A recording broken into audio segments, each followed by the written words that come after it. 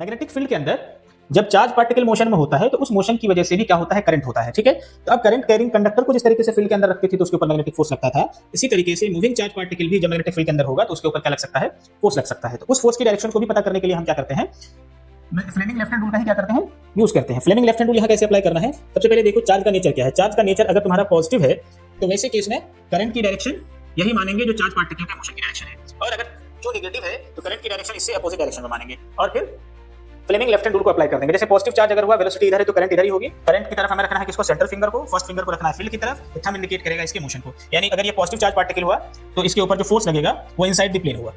ठीक है, किधर होगा, इनसाइड द प्लेन होगा। लेकिन अगर ये नेगेटिव चार्ज पार्टिकल रहा तो मोशन भले ही ऊपर है लेकिन करंट इससे अपोजिट डायरेक्शन में होगा, तो करंट नीचे, मैग्नेटिक फील्ड इस तरफ, थंब कहां है, बाहर की तरफ, यानी इस पर मैग्नेटिक फोर्स जो लगेगा वो बाहर की तरफ लगेगा।